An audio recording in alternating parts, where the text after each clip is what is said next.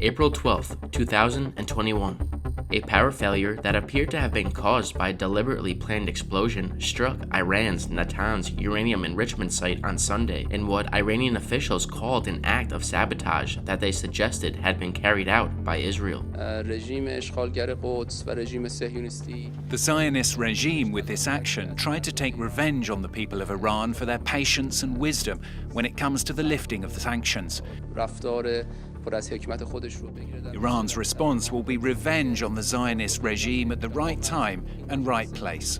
Two intelligence officials briefed on the damage said it had been caused by a large explosion that completely destroyed the independent and heavily protected internal power system that supplies the underground centrifuges that enrich uranium.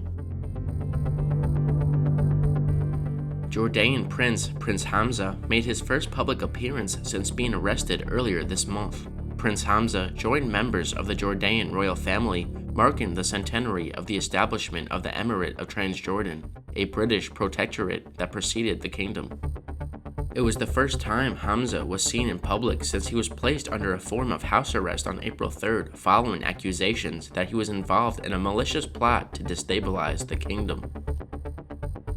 Turkish President Erdogan on Saturday called for the worrying developments in eastern Ukraine's Donbas region to come to an end after meeting his Ukrainian counterpart, President Zelensky, adding that Turkey was ready to provide any necessary support. Kiev has raised the alarm over a buildup of Russian forces near the border between Ukraine and Russia, and over a rise in violence along the line of contact separating Ukrainian troops and Russian-backed separatists in Donbas.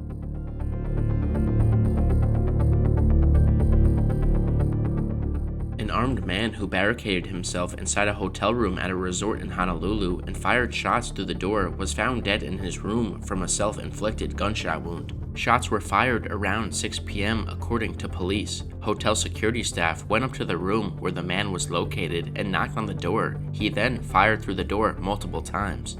Authorities have not yet released any more details about the gunman, but the man is believed to be in the armed forces. A second lieutenant in the U.S. Army is suing two Town of Windsor police officers after a traffic stop during which the officers drew their guns and pepper sprayed him. Second Lieutenant Karen Nazario was stopped due to his SUV having tinted windows and didn't have a rear license plate. Now, Nazario is asking for at least $1 million in damages and for the court to rule that the two officers violated his rights, including rights under the Fourth Amendment. Get on the ground! Get on the ground! Get on the ground now! Get on the ground or you're getting sprayed again! Get on the ground! Can you please talk to me about what's Get on the ground! Get on the ground now! Can you please talk to me about what's going on?